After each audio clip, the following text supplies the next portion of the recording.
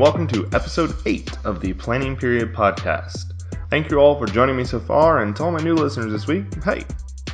On this week's episode, I interview Allison Keskimaki, and don't worry, I'll butcher that way worse in the episode. She is the Technology Integration Specialist for the Lansing School District in Lansing, Michigan, and also co-host of the Lansing EdTech Podcast. I met Allison at ISTE this year, where her and her co-host, Eric Spicer, presented a session on podcasting, vodcasting, and vlogging. I liked the session a lot, and afterwards I met with them and asked them to join me. I hope to have Eric on in a future episode. If you're interested in the details of their ISTE session, I'll put a link to the show in the show notes to the blog post I wrote summarizing it. Alice and I talked a lot about paradigms, and specifically how many changes in them we need in education. We touch on student-centered learning, student choice, artifact creation, and how even professional development models need to be changed. So, sit back and enjoy this episode of the Planning Period Podcast, my interview of Allison Keskimaki.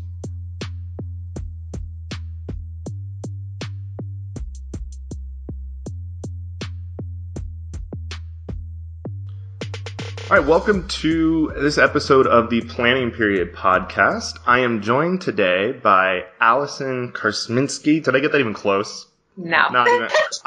I had it in front of me to look at and make sure I remember, because I did practice it, and then now I'm totally forgot to put it back in front of me, and I did not have it in front of me at all. So I'm going to let you introduce yourself then, because I don't want to butcher that twice. No problem. It's Allison Keskimaki. Yeah, I wasn't even remotely close. No, not really. Keskimaki. All right. So I'm joined by Allison Keskimaki today, and I think I messed it up again. I threw an extra S in there, didn't I? You did. It's okay. Oh, awful. All right, I'll cut all this out so I look good. It's fine. And actually, we met at ISTE. I did want to say that. We did meet at ISTE this year, and she and Eric presented a session on their own podcast, which is the Lansing EdTech Podcast, that some of my listeners may have heard of. But in addition to that, she has a day job and everything else too. So I'm going to go and let you just give me a little introduction to yourself, tell me what it is you do, how long you've been doing it, that kind of stuff. Sure. So I am a technology integration specialist in the Lansing School District in Lansing, Michigan. I support our district. There are 27 schools, and so K-12, I've been in this position for 3 years, and prior to that I was a middle school social studies teacher for 4 years. Oh, middle school social studies. I should have asked that ahead of time. That's cool. I feel like I've not had a lot of social studies teachers on my podcast, so that's cool. Fill a gap at the same time. Perfect. So again, I did want to say when we're actually recording that I did appreciate your guys' session on podcasting at ISTE. I thought it was great to see someone talking about how to get a podcast started. And just since this is something that interests me, have you noticed that benefit your district at all? What have you noticed as a result of using this as kind of your district platform and... Yeah, so I would say for sure just having a better awareness of the issues and challenges that teachers are facing, having conversations with them to kind of guide what our episodes are going to look like. There are certain things, within working in a school environment, you just know, beginning of the year, we're always going to talk about organization and strategies around technology usage, especially with the younger grades and setting up routines and all of that stuff. But you kind of hit October, November, and it's what do you start talking about? So it gave us an opportunity to build some relationships with teachers throughout the district to really kind of understand what those challenges were and things that they were interested in learning more about. And then just in terms of publicity, we are a very large urban district, and the city kind of suffers from a lot of the same problems that large urban centers suffer from. And the press is not always so positive. So having an opportunity and a platform to share the good stuff that's happening has been really neat too. And it's so easy and simple to just tweet out the links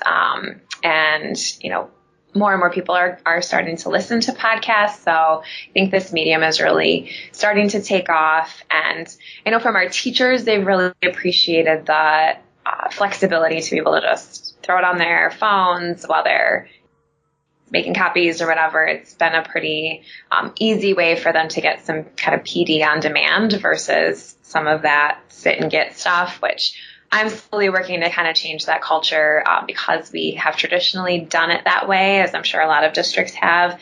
And so teachers end up with this expectation of like, oh, this PD is going to suck. I'm going to come and make sure I have all my other stuff to distract me and, I'll sign in and do whatever. So we're trying to change that culture, that professional learning isn't just sitting and having someone tell you something. It can be, more of that on-demand stuff like we kind of discussed in our session at ISTE. So. Cool. Yeah, and between your session and a couple others, there was a lot of thought. At least this was my priority going into a new role and being our full-on curriculum resource teacher next year instead of just digital. I'm running all of our PD at our campus, and one of my obsessions is to get away from sit and get. I don't want to do it because I cannot, and I've said this before, but I've said I cannot bring myself to sit there and lecture at my teachers for an hour about how important it is to not lecture to their kids. Right. That just doesn't make any sense. I can't keep doing that. And so, yeah, podcasts are actually something I'm looking at next year as using as a way to get my teachers' professional development outside so that my face-to-face time is more useful. And that was in combination between your session and one of the other ones I visited that just kind of put all those pieces together for me at ISTE. And so we'll see how that journey goes in the future. Yeah. But that's kind of what I'm in the same boat as you. I get that completely of getting away from that set and get PD model because it just doesn't work. No. We know it doesn't work with our kids, and yet we think we can do it with our students. So right. I think George Couros probably said this first, but I'm stealing it. Just that, we do the same thing. We lecture to our teachers for an hour and then say, do something completely different. But if they don't ever have that model of what that could look like, how do we expect people to change what they're doing? So just echo that sentiment for sure. Agreed. Well, I'm going to go right into my first real question here. And I like to hit my guest with a big one right to begin with. So just out the box, what do you think is currently the biggest problem facing education right now? Oh, Lord. And I can always cut out think time too. So okay. Feel free to think for a second. Yeah. I think it's around the personalized learning. And I mean that, in that teachers don't really know what that means. We know how to differentiate instruction, and I'm speaking of teachers in my district, not teachers throughout the world.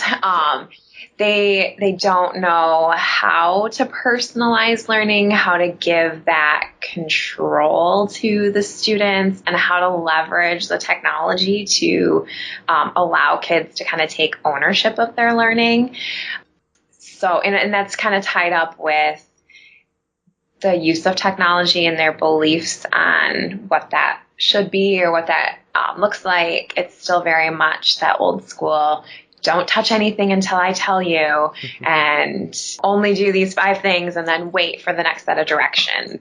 And so it's, again, a culture shift of exploring and making instead of listening and just being the receptacle of information, really letting kids take ownership. So I would say that's the biggest problem I see, at least in this district. And I definitely think that's true. I think in a lot of ways it might speak to the bigger issue of just the prevalence of buzzwords in education. And so that people they know the buzzwords, but they don't always know what those buzzwords actually mean. Does that make any sense? I think that's a lot of times the issue. But let me ask you this. Whose fault is that?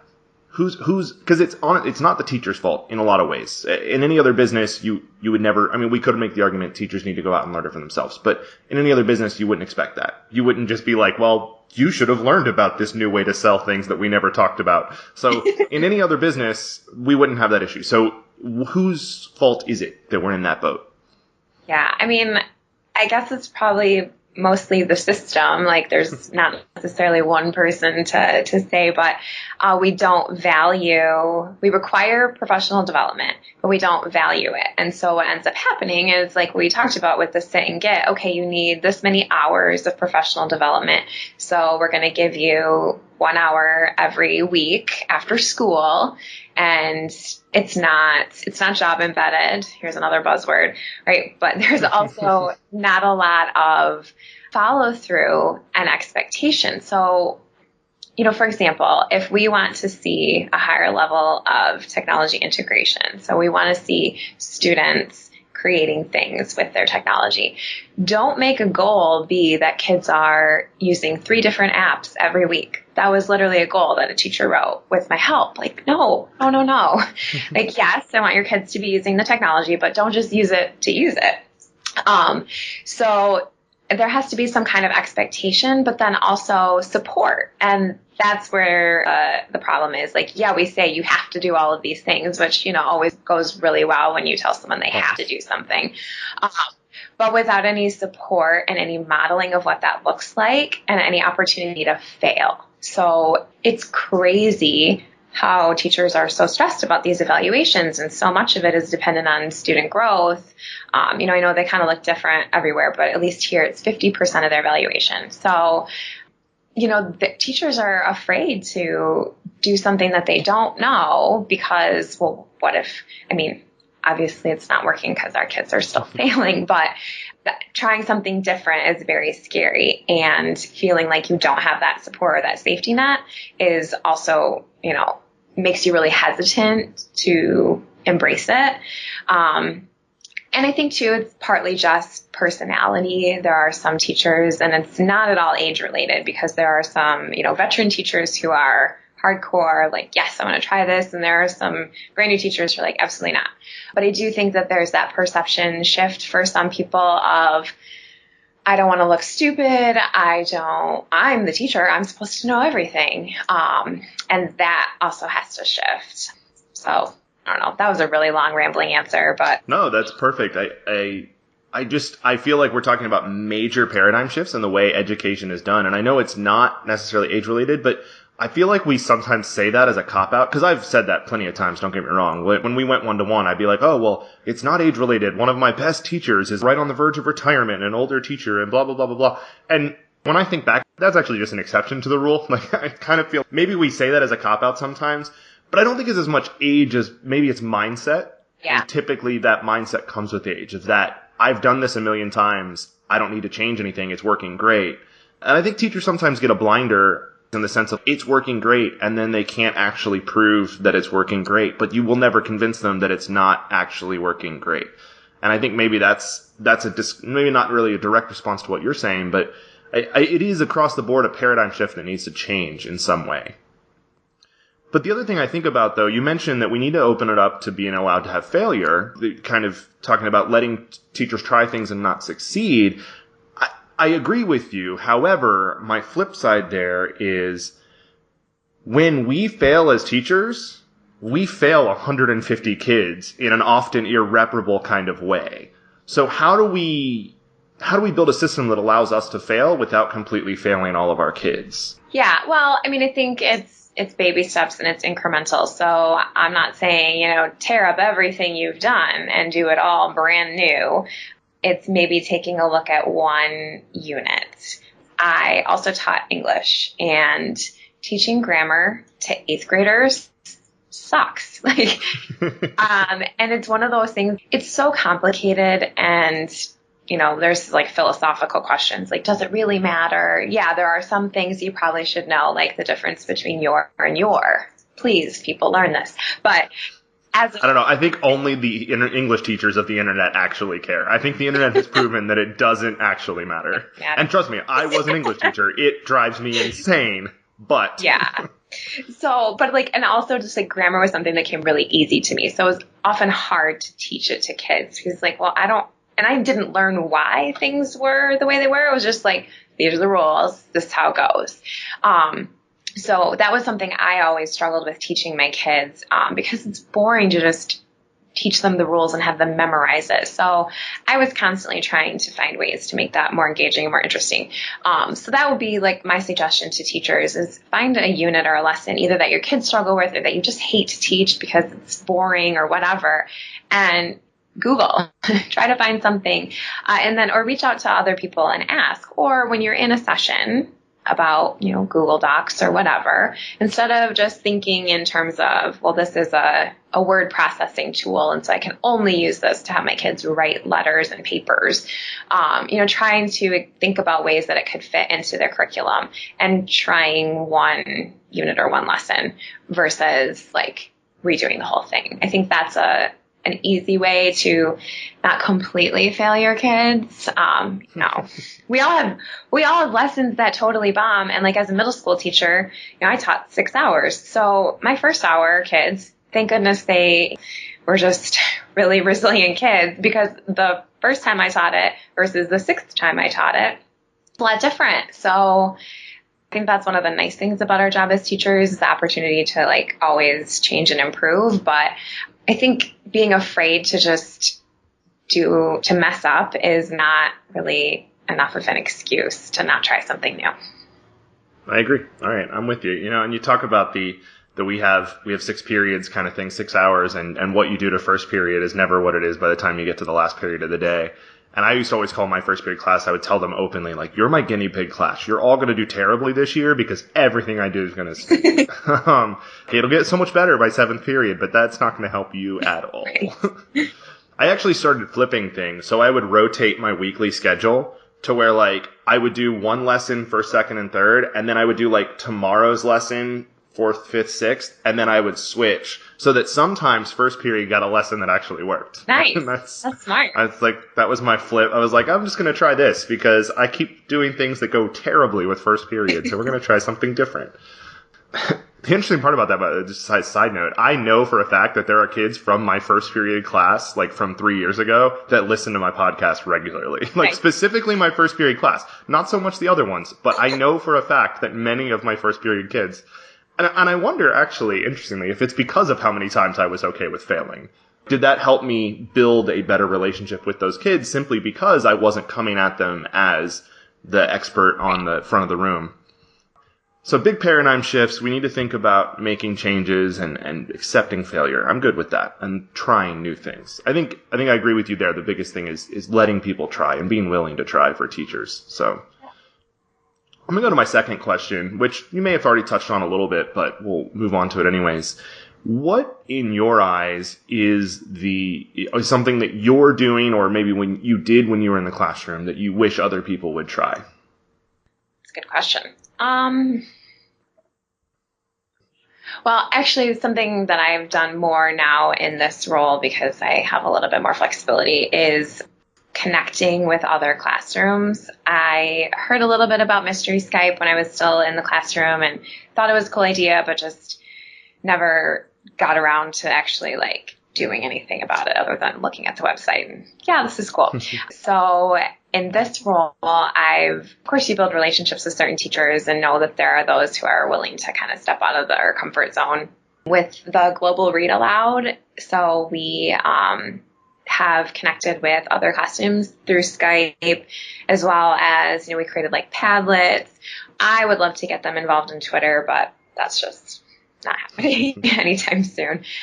But that's been something that I really wish more teachers would do for a few reasons. A lot of our students don't have a lot of opportunities to engage with the world outside of their small area.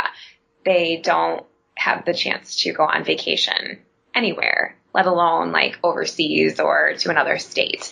So they never really see that there are kids out there who are similar to them, but also different from them and their experiences. They don't have any a kind of understanding or awareness of different cultural things just within like states. Like I lived in Hawaii, very different than living in Michigan.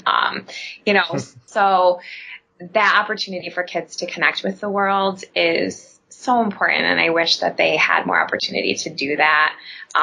Not only because they get all that exposure, but they also have a chance to share who they are with people their own age. And that's so much more powerful than writing a blog post for your teacher when your classmates or kids around the world comment on things so much cooler than just your teacher who you see every day. And we used Padlet. We had kids from Australia commenting and asking questions.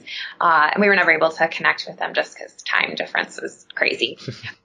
But it was really awesome to see how excited the kids were, especially about reading, because a lot of them are not. This was in like a remedial reading class. And so that was just really powerful too. So that's something I wish more teachers would do, is just find those opportunities to connect outside of their classroom.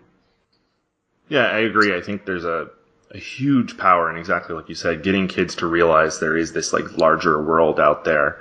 But I also think that's like an absolutely critical, 21st century skill, to throw another buzzword at you, but that's an absolutely critical future skill for them, because the world is shrinking in so many ways right now, and the internet makes that possible. The globalization of information and commerce and everything else, like, it is truly critical that they understand that and know how to interact in that world. And I think it's more than just that understanding, but that interaction side of, okay, this is how you talk to another person that maybe doesn't have the same experiences as you. Yeah. And I think there's plenty of adults that could benefit from that as well. Yes. Yeah, no, I like that. I like that a lot. And I'm in the same boat. I've always heard about Mystery Skype and then never actually did anything with it. Never actually went to the trouble of trying it with my kids. And I think I would love to have done that when I was in a more traditional role. And maybe that'll be one of my goals for this year, is to try that out with someone that's interested.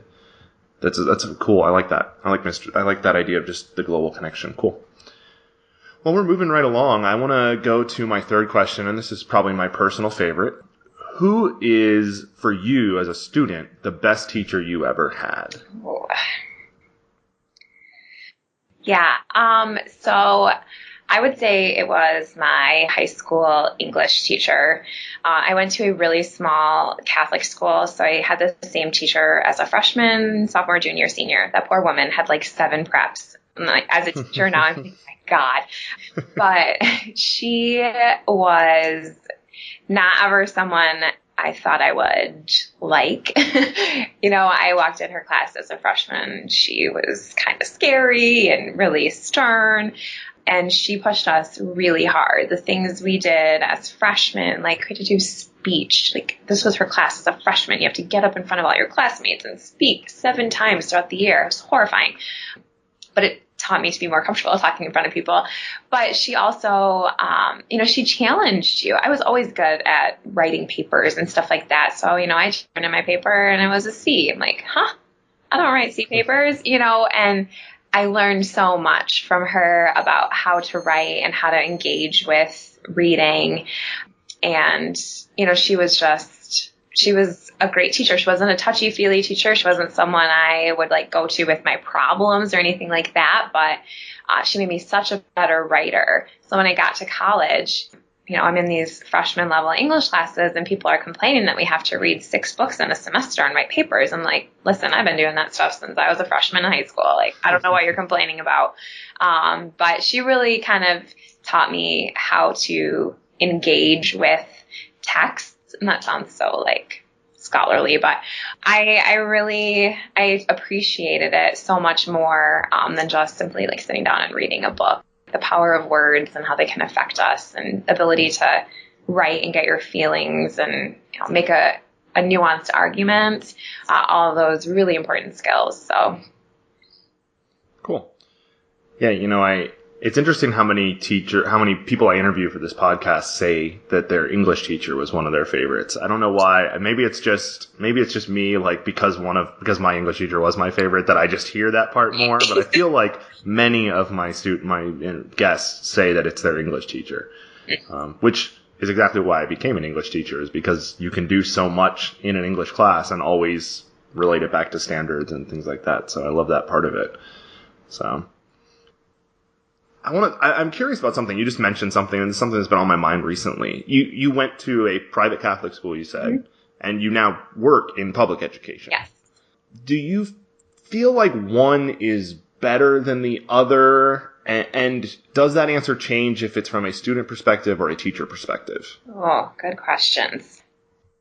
I had a great education. I will say that hands down.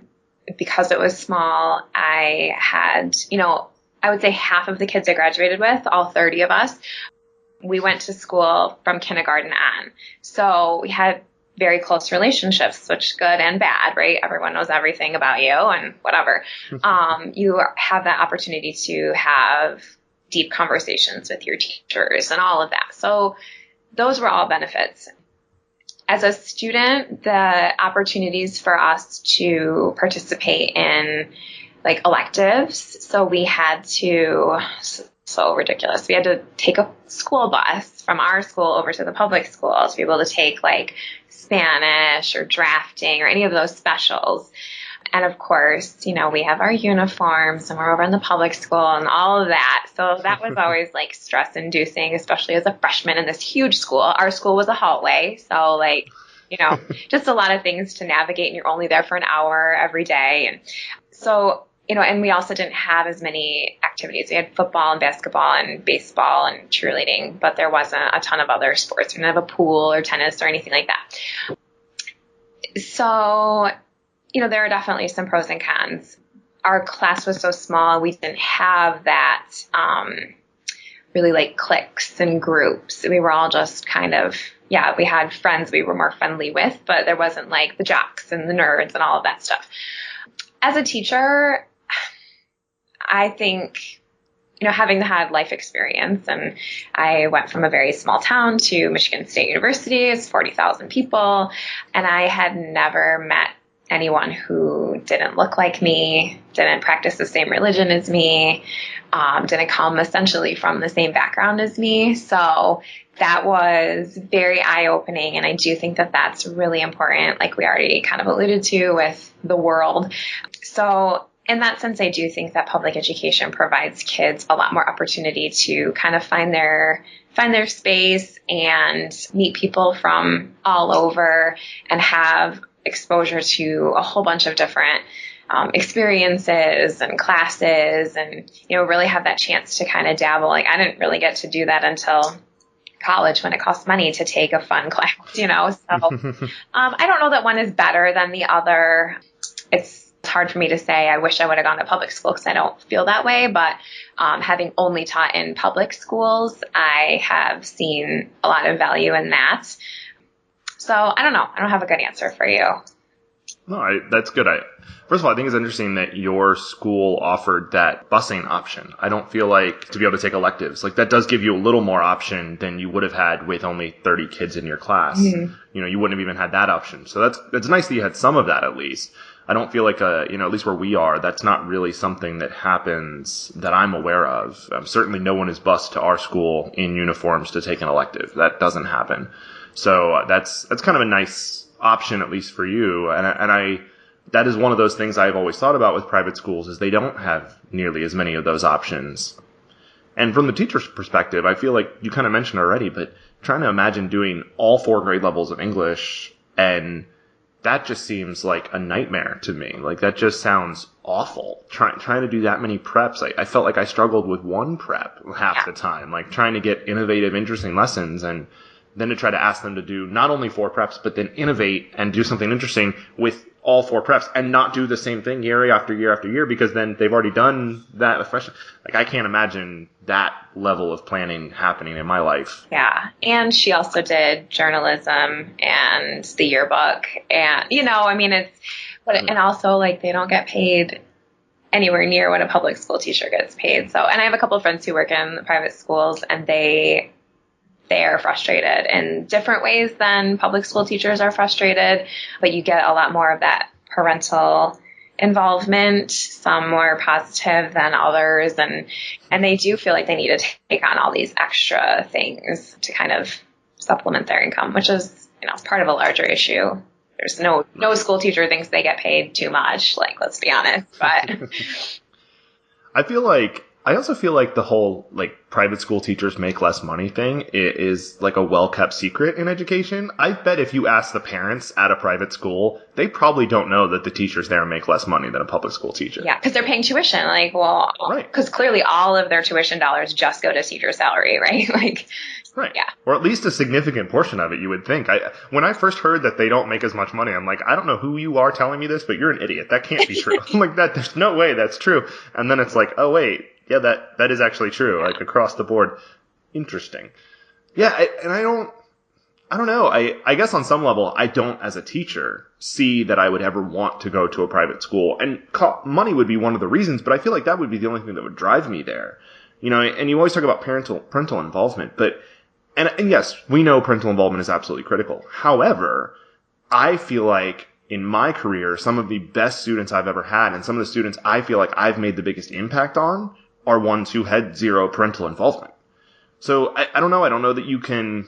And maybe it's just a question of why you're in this career. Maybe that's what it is. But for me, none of that sounds appealing. Like, no part of that is something that I'm going, sign me up. I want to make less money and work harder and do it all for free. Yeah. Yay. And yeah. No. I don't know. No, I think there's a perception that private school kids are better in terms of behaviors, and they come from dual income families, and so you have more value on education. But yeah, like for me, going into teaching, a lot of it was to make a difference and to impact kids who didn't have those opportunities and experiences at home. So yeah, does it suck when a kid shows up and they're, have an attitude and they're grouchy because they didn't eat? Yeah, that sucks. But if I can be that safe space for them and, give them a stinking granola bar instead of saying, you came in past snack time, like, who cares? Give them something to eat, for crying out loud. Anyway. No, I agree. Man, this is an interesting field we work in. Sometimes I just, and I don't know if it's just from the podcast, but also the conversations before that, like there's so many things to think about that I don't think other people outside of education realize all the variables that come into play with what we do. And I think that's a lot of times where that whole value added comes from, is outside of education. They go, well, it doesn't matter if their business isn't making enough money. I just sell them a different product. Or, I always go back to sales because that was what my background was before I ended up in education. But I don't know. I feel like there's this massive equation, and it has 97 variables in it. And ultimately the result is student success. Like, that's what we're valuing. But we don't even know what any of those variables equal. And every variable's different for every kid. And yet we try to blame everything on one of those. Okay, well, it's because you didn't work hard enough as a teacher. That's the problem. Like you said, that kid didn't have dinner last night or breakfast this morning. He hasn't eaten in 15 hours and he's starving. So no, he's not going to be able to learn. We know that. Neuroscience tells us you can't learn when you're starving. A hierarchy of needs. But yet we just ignore that and think about this. Or we say it's all that and it can't be effective by a teacher. I don't know. The baby with the bathwater problem, I guess, is maybe what I think of a lot of times. Well, that didn't work. So try something completely different and toss everything out. Right. Yeah. I think part of it is our idea of education as an industrial model that is so outdated, but we haven't changed it, and we just always want to look at that output, that product, and how can we be more efficient, and how can we make it the best product for the cheapest amount of money possible. And yes, capitalism, whatever, but kids aren't commodities, they're human beings. And I think a lot of the reformers and society want those easy black and white answers. Just tell me what to do. Tell me what to think. Tell me what thing to buy. There's 17 choices. I don't know. Someone just tell me what to do so I don't have to figure it out. I think that's part of our challenge in education. Another big paradigm shift that we need. Man, it's a miracle that any of us are able to function in society with as broken as all this mess is. Or that any of our kids are. It's a borderline miracle that anything still functions in this country. Oh, yeah. It does. I don't know. I don't know. Maybe you feel this way too, but sometimes it just feels so daunting. The task feels impossible. Yes, absolutely. It does. But I always go back to thinking about why I started, and that the opportunity to kind of hit that reset button literally every day.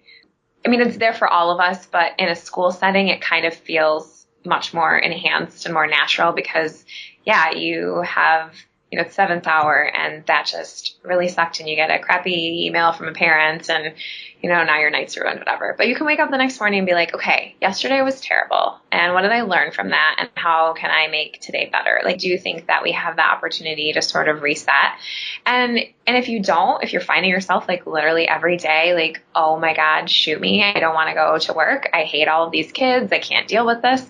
Like, then maybe it's time to find a new career. There's nothing wrong with that. It doesn't mean you're a failure. It doesn't mean that you suck as a teacher. We all change, so I don't know. But I do think that there is a fear of, oh, this sucks and I can't make any money anywhere else. I might as well just stick with this thing, even though I'm miserable. I don't know. So do you think that mindset of hitting the reset button, is that something that people just have to be born with? Is that something that's learned? And I guess for your own perspective, were you able to do that your first day of teaching, or I guess second day of teaching, or is that something that you got better at over time? Yeah, it's definitely something I got better at over time. I remember having my first year of teaching. It's the last day of school before winter break. And of course, you're just, we're watching a movie. It's related to our curriculum, but we're really watching a movie because half the kids are gone, right? So my students... Not that any teacher would ever do that in a classroom. That's, just me. Hypothetically. Yeah. So I had a student, very well-behaved student most of the time.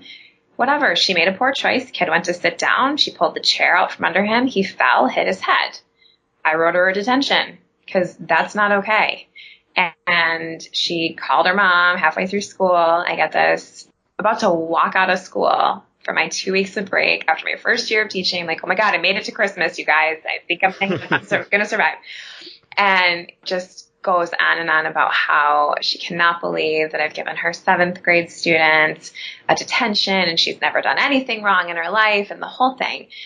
It really bothered me. And I spent a lot of my break questioning, gosh, should I have done that? Should I, whatever. And, but then I learned to just kind of take some of those things with a grain of salt and be confident in my own choices as a professional and being in the situation at the time and, learned experiences and all of that. I do think that there are some people who are better intrinsically at kind of that reset and that positive mindset, but it is really easy to walk into your classroom. It's 91 degrees here today and it's 90% humidity and it's so hot and I'm melting, right? And that's exhausting when you walk into a classroom and have that, and it just can immediately put you in the wrong mood. But, I think that there are some people who are able to just kind of roll with it, and there are some people who it's really a challenge to make yourself snap out of it. And I don't know. It is definitely something learned. I agree but I like your way. I like your way of putting it, where it's definitely something you get better at, but maybe some people are just better at it to begin with than others. I like that.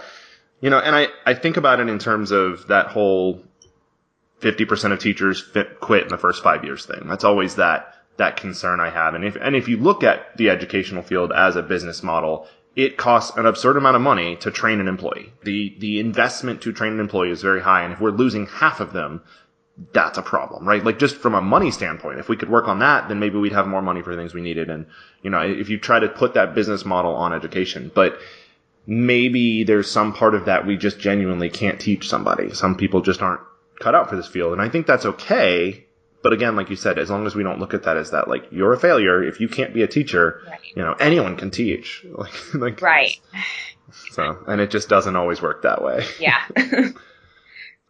Tell me, what's the, working with the way you do, and I think this was before the podcast, you talked about how your schools vary a lot in terms of what devices they have, how many devices they have, and things like that. What do you think is maybe the next big wave, or what's the thing that is going to change education next? And it can be technology or not, up to you, but what's the big thing that's going to be to keep an eye out on? Oh, I think, at least for my big goals for this district and the opportunity to kind of have an impact, is that creation piece of student creation. And that's kind of twofold. Kids are taking ownership of their learning in that they are excited to share what they're doing because they have some choice in the matter and some flexibility and freedom, but then also looking at how to solve problems and share that with others. I think there are plenty of challenges to choose from. in the world and our district and students' lives, and giving kids the chance to share their challenges and frustrations and their ideas is something that I'm hoping that more teachers will begin to embrace, and they'll solutions to those problems. We have a big challenge with hunger in this district. And so how can we not only make people more aware of it, but what are some solutions? Like, can we teach kids how to create community gardens, or I don't know, just kind of throwing ideas out the top of my head, but the opportunity for kids to be problem solvers and creators of technology and show what they've done. Like, hardly any kid runs home and is like, hey, look at this cool worksheet I filled out today. No, but if they make a video, like, hey, Mom, pull up my video on YouTube. It's awesome. Check it out. Then that gets kids more excited, and which in turn leads to, again, buzzwords, increased engagement. But then also, we struggle with behavior issues and kids not being in school. So if they know that, hey, I'm going to whoever's class and we are going to work on this, rainwater problem, I'm excited about that. I get to make stuff. I get to create and play. And if I'm not there, I'm going to miss out on all of that. So I want to be there. And if you're working on a problem, you're not going to, this is like old school teaching, right? If your lessons are super engaging, every single one, all the time, you won't have any behavior issues, right? But those are kind of my next big things, I think. Yeah, and I think, it is so critical that problem solving component, and it's such a more natural way to learn. It's how we learn, right? It's how we learn as adults. Like, teachers don't just go, everything's working great, but let's go try student-centered learning. They go, things aren't working great. I should look for something that will work for this problem. And they stumble across student-centered learning and realize that maybe that's a solution. So I think in a lot of ways, those two things are connected. We want students to learn the same mindset and belief system that would fix our paradigm issues in education as a whole. And maybe that's why we're not quite there yet, or we haven't gotten there yet, is because the teachers don't have that mindset yet. And they can't teach their kids to have that mindset until they do. I wonder but I feel like that's where my thoughts have been recently, is that's that connection path we need to get to. Yeah. Like we talked about, part of that is the PD model. If our PD model is just sit and get about how not to do sit and get, we're never showing the teachers the way to do student-centered learning and investigative learning, problem-solving based, and we're not getting them there yet. So we need to fix if we're in a role, in a coaching role or whatever, maybe we need to fix and model the correct systems first. And hopefully that's the way we can make that paradigm shift happen. Yeah, no, for sure. I agree wholeheartedly. So, and I also think, I think conversations like this are so critical. Just like students, I think it's easy for us to fall in this belief that how we work education in our area is the way it works everywhere.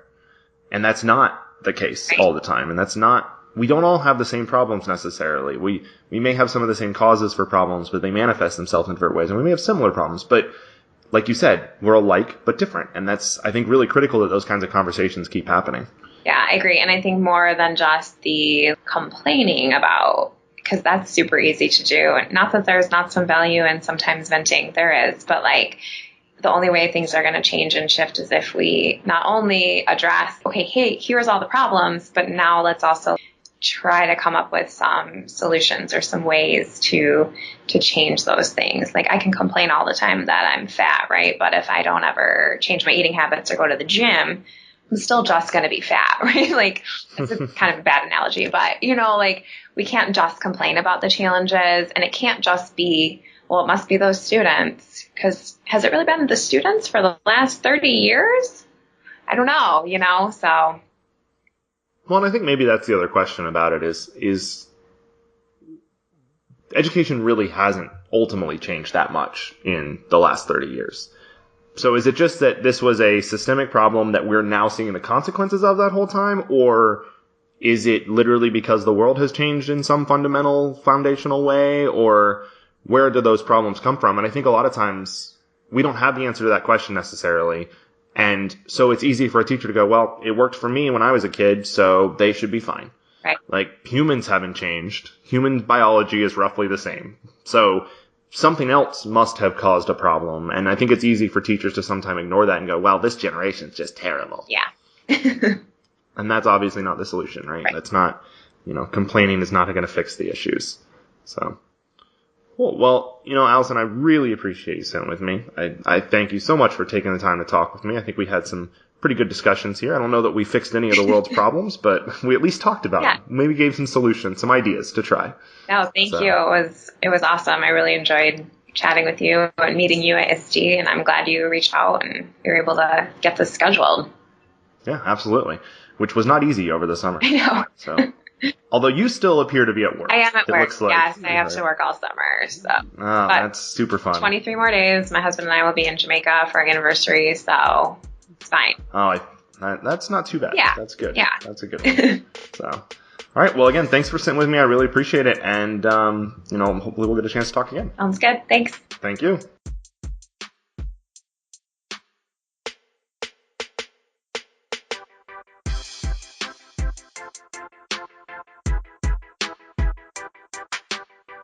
Thanks for listening to the episode. I hope you guys enjoyed it. If you did, then do me a favor and write a review on iTunes or tell a friend about the podcast. I have a new announcement I'm pretty excited about. As of a week ago, Planning Period Podcast is now featured on the voiced.ca radio channel. It gives us a new audience to the show, so if you're listening on Voice Ed now, welcome. And also gives me a space to do some new things. So keep an eye out for announcements on my Twitter and website for some ideas I may be bringing there. Thanks to Stephen Hurley for having my show on the network. And as always, thank you to Kevin MacLeod for our intro and close music, Vicious. Check him out at incompetech.com. And you can always connect with me on Twitter. I'm at Brad Schreffler on Twitter. Or check out my website for all the other ways to contact me, and that's bradschreffler.com. I'll see you all in 2 weeks.